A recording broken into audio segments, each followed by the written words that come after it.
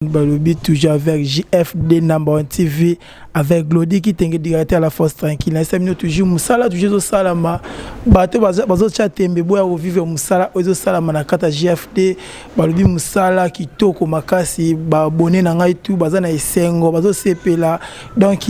balobi bozala toujours ko sepela everyday avec Glody qui t'inquiète directeur. Wana toza na mission na biso lelo loto lobela makambo etali communauté congolaise loto ko lobela makambo etali makambo mikana na biso na mboka oyo pe to ko lobela makambo oyo la biso ba étranger na kati mboka oyo to moni lobby tozalaki vraiment menacé na ba kolomboka bazo menacer biso utilité bazo menacer biso tozoye baté jusqu'à maintenant bazo lo bato botel ba misala to botel ba mobele mais tozomona bandeko na biso mingi pe ya communauté bazo kende na aser oyo yambaka ba réfugié tozoye baté bana ba kende kuna est bata ba résidence bazo kende kuna est mutu oza na ID rouge a kende kuna est mutu oza na statut a kende kuna est mutu oza na 6 mois ba pesa biso ba 6 mois ba pe ba mikano na ba pesi biso na nu ba évalider biso na nte na mboka o etaki ba réfugié loto solango na mutu o pe aza me placé à ko expliquer biso makambo oyo ezo sala na mboka ya popo mikana na biso pe ba mikanda o eza inspiré to ko sala ni na mikolo ezo ya wana pesi mbote na ngai na Ricky Michaud la babi notre sponsor Crime Solution bambota to na kata jobu musala kitoko ezo sala extrême Crime Solution musala vraiment monana avec Glody qui tengi na pesi mbote na ngana Claude Maboso na kata Marisberg Nzambe ya Marisberg Mobimba pe na pesi mbote na ngana Betita na kata Lubumbashi bambota to welcome na lisimpil na kata Lubumbashi wana to passer na papa na biso oto yambele le première fois aleka na vérité du monde aleka pe na chaîne na biso ya JFD Number 1 akoyebisa biso kombo nezanani pe azanani. Bonjour Papa Glody. Et à l'autre monde la vérité du monde première fois au les na chaîne na biso à JFD Number 1 TV première fois au les na émission na biso la vérité du monde a to le bara toujours vérité tento e bana nous kombo na yo peto e ba ozanani osala kanini avant to continuer na mituna na biso. Comment on a Benjamin Chiteya na organisation comment on a zali ba benga na anglais organization for charity challenge and sustained advocacy donc total makambo oyo mimi ndengo lobi na bande wana biso ba réfugié na mutuno tunaki réfugié azanani des adipasi demandeurs d'asile azalinani et puis immigrants azalinani bango nyonso bazaka na sak moko donc nous sommes habitués à dire que tant que ça bango baye parce que le droit ya réfugié parce que réfugié azali wana azana droit pe devoir na ye ya OK papa biso Benjamin a ton la vérité du monde a to le ba toujours vérité to ni au classique ba comprendre makam auto sola awa to sola awa makam o ezoleka pona biso ba étranger na mboka oyo ba misuli bazana ba ngunda o esali basali pendant ba yamboko ça fait déjà 10 ans 15 ans bazo toujours ba 6 mois jusqu'à maintenant tout le monde est dans le statut et comme moi passe tento ba bino musani bosala po bosunga batu bazo ba mikanda to bosala bo tangisa batu ba utilité na mboka o ezanini ya on na lobby que réfugié il faut ayer ba droit na ye pe devoir na ye selon constitution mboka Afrique du Sud et signaki que les signataires selon convention internationale que ayant ba réfugié na mboka na ye. Donc ce qui m'a commis à la kisi mbeba o mikakatanaza nango isika outi il fallait gouvernement sud-africain nanzere ya homme affaires ou bien département de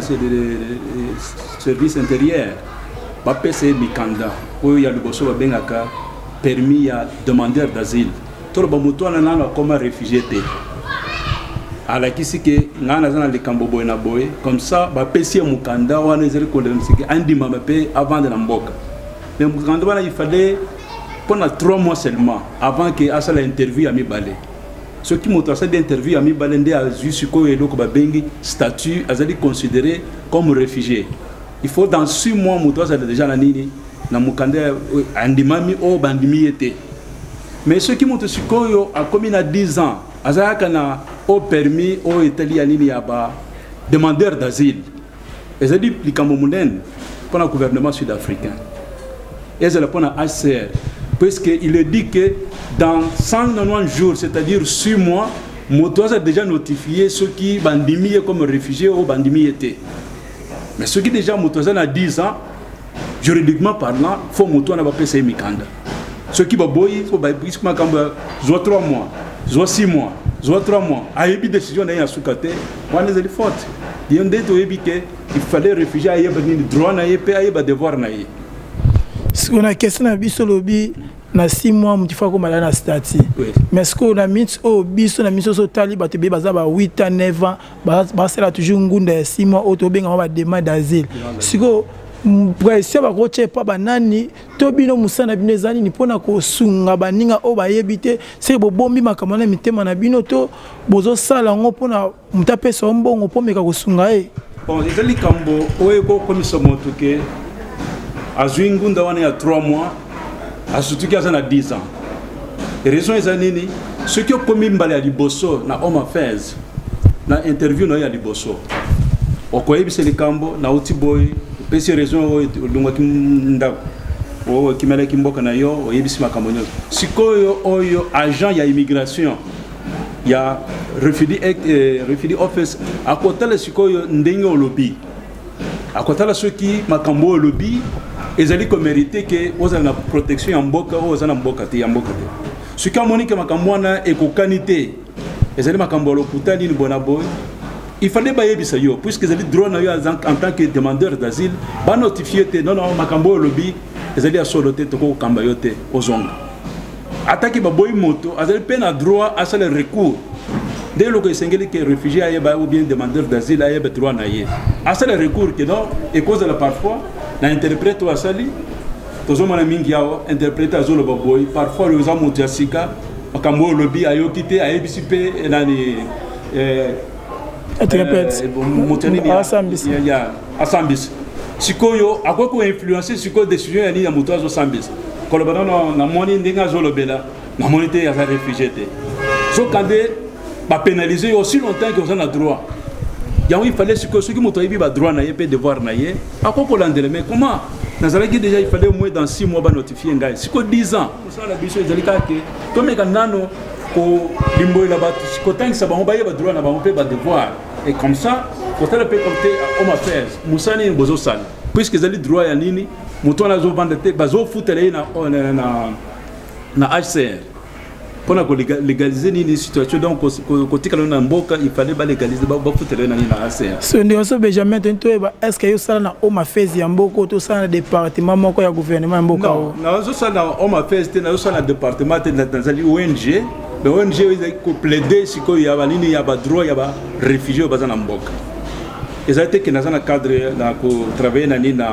le département, il y a Home Affairs ou bien le gouvernement. Donc, c'est une organisation non gouvernementale. Ils ont été dans le cadre de Nini. C'est déjà déjà sali ça d'abord. Déjà, bon, pendant qu'il a Cape Town, voilà, c'était bien. Mais on a constaté que ils ont des problèmes si ils ont bande konabiso na d'urbain ils sont pas organisés. On commande que communauté congolaise et pas naïe, communauté burundaise et pas naïe, communauté somalienne et pas naïe, communauté éthiopienne et pas naïe. Baza on a bon côté. Donc ce qui ils arrivent pas siming. Donc il faut qu'on sangi sabato nyonso. Attendez tout solo baké réfugiés ont une option mibale imisato. Il y a liboso il fallait ce qui a moniqué si qu'a commis makambo kokité azana droit ko sala balo eloko lobi rapatriement volontaire azonga esika wuti mais pourquoi qu'on imla ke azonga te faut batala na motif ya longa na mboka esika wana ce qui ezala ke vina ezala en danger est-ce que ce qui azonga ko dala en sécurité ou pas. Deuxième option ezali intégration locale mais local makambo ezo sala xénophobie. Comment nous devons intégrer s'il n'y a pas la cohésion sociale? Il faut d'abord la cohésion là, comme ça nous devons intégrer localement. Et c'est ça le matin. Troisième option, c'est la réinstallation. Ce qui est mon que donc ils ont simbaté. Ndebo ebokota le siko assez raison que non. Moto pas sur monaki. Et si kawoti, azali comment on a dit sur Namboko bayambié. Il fallait siko to sungaye, to pese na nini. Troisième option, c'est la réinstallation. fait manana lo bali sous les kamu ya communauté na biso congolaise soutenir biso na diba awa eza vraiment passe ba président auto vota bango nga glodi kitenge na lo bananga vérité ngai na bomba raté po mutima ta mone pa na yena osenge lipa na osenge fufu na osenge loko na yakate o eza musa biso to sa musalo eza mutima te a timide biso OK bino bosolo bana batu bo sala we to solo ba o to zomona président Denis na président Papio to bana to vota bango bale kisi kutu na mandat. Oh, ils ont maladie na biso ba congolais na comprendre te Tony ceux qui a président continue à pouvoir pour long il faut ba tu ba kufa il faut ba ça ba des autres il faut ba ça ba marche on a mon président tiki état que non ba ça ba marche te ba kufite ba tira pouvoir te to pesa bino mandat 3 ans na mandat 3 ans bo sali rien ni bibembe bozongisa na Congo ni bato bazo souffrir bo sela bango le côté ni ba orphelin bazana mboka oyo bo edata mutu moko te oro lo bagay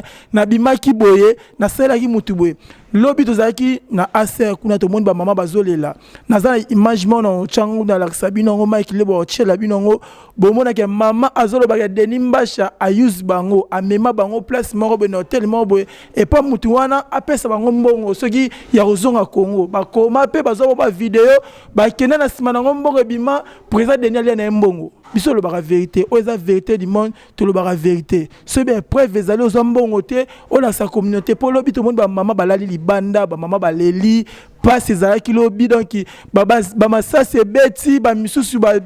makole vimbi bango ba mama bazemi ba kwei wana et c'est vraiment pas biso ba étranger surtout communauté congolaise et organisé te lobi to monaki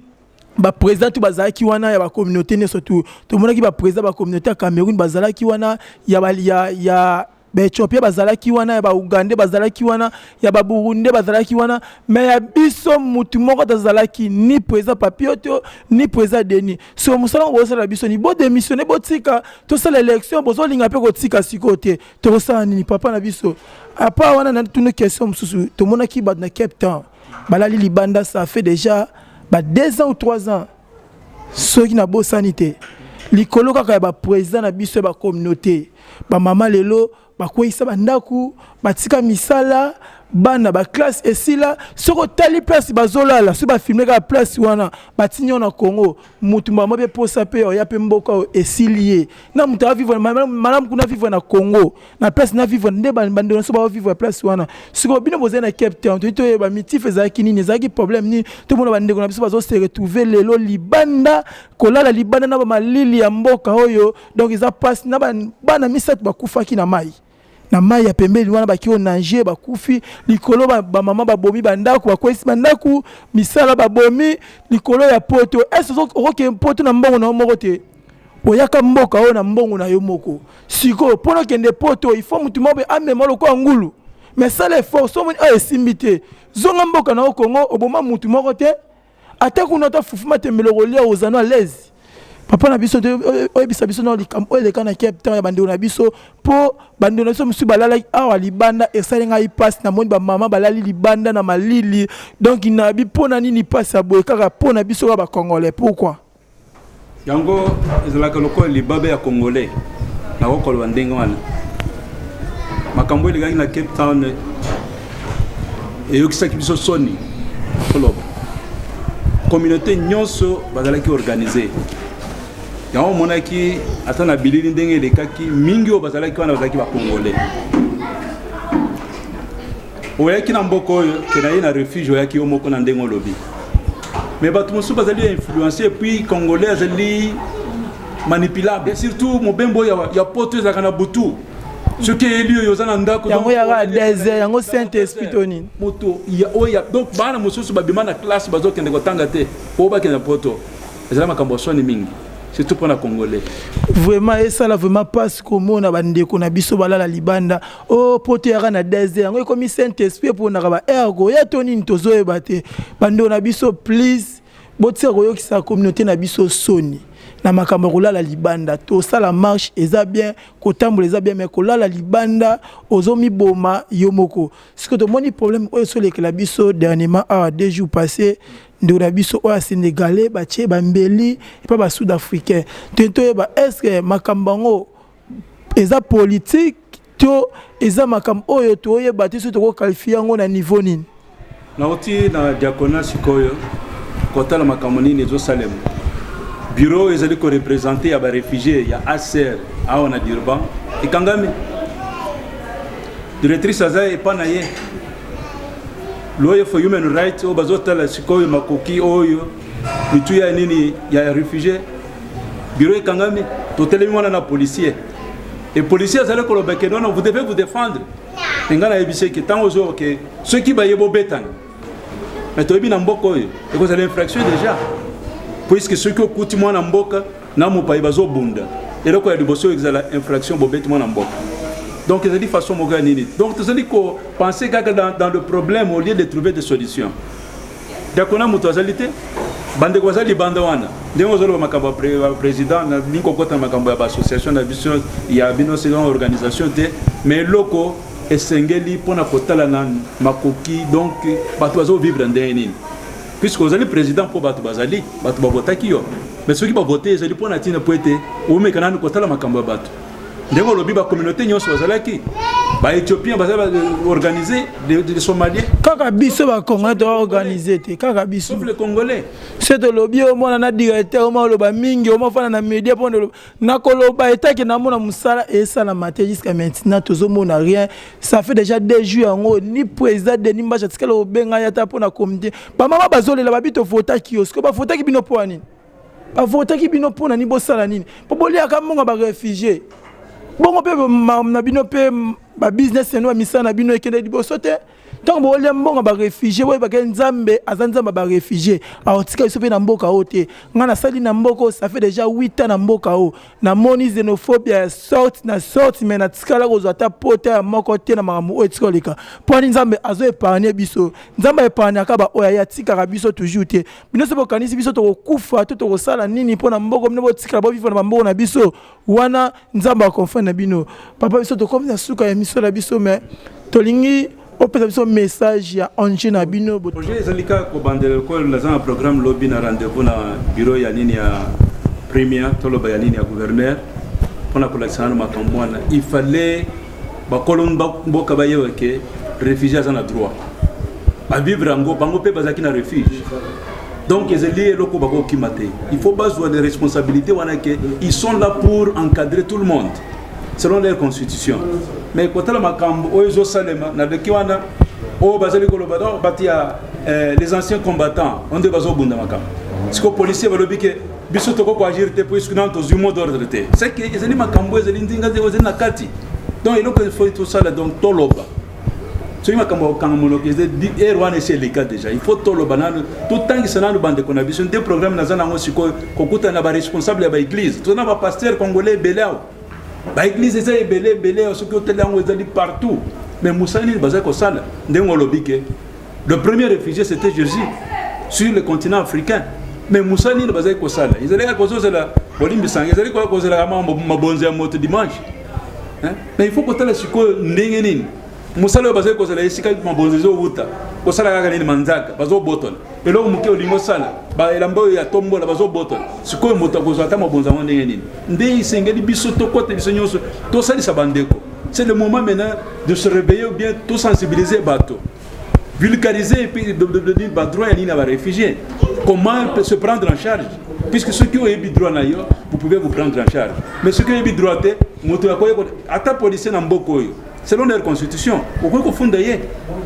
ceux qui moto sali le menu au ko funda ye tout le monde est égal devant la loi donc ndé le connaît na obake mo sala tout ko sala suko ye c'est pour na sensibiliser donc on a contacté déjà ba pasteur mosusu ko ye que se baye bananu on a même des images des consorts baye bananu ndeni no ko na mboka ya bato et c'est que le pays na mikanda so bande musu bazana mikanda te o vandi na mboka bato baye bi aux alliés réfugiés te awo bayebi statut na yo te et si ko wuti aux statut donc muto komi un apatride donc sans patrie bano bazo bota masiko bakozala ndengwana bana bazana bayebani na Congo te bayebi na Afrique bayebani na Afrique du Sud te ndelo ko sengeli to tangisa bato bayebe pe ozali na mboka bato esengeli o mekanano ko s'organiser ozana mikando esengeli vraiment émission na biso to comme na suka ezo sala vraiment pasi pour la communauté na biso mais nzamba lola asunga biso wana pesi bambote na ngai na Chris Nunga babi joyeux anniversaire na Chris Nunga botama elam babi malgré na souhaité na retard mais moi ça toujours moulai babi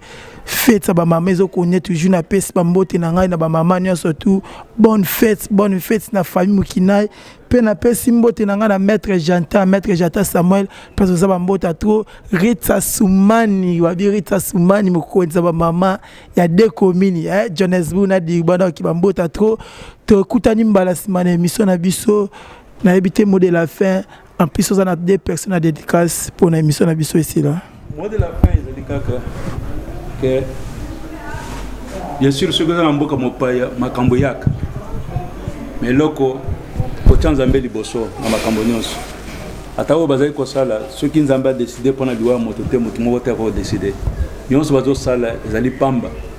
ata ceux qui attaquer au moins bakenda na mabolongo pour na obondela te ceux qui bazali ko bondela nzambe o ezali ko batela bana bitika ba réfugiés au sala loko mo voter mais to bondela pour na bango Zambé ko bongola bango mitema biso to ko bongola bango mais Zambé ndia ko sime mitema na bongola bango mais bande ko na biso il fallait pas changer pays congolais il faut la changer tout ça la fait que natika ko changer peuple l'homme congolais il faut tout changer tout tika la kande moi na te il faut quand même makambo mo na ke congolais sika zali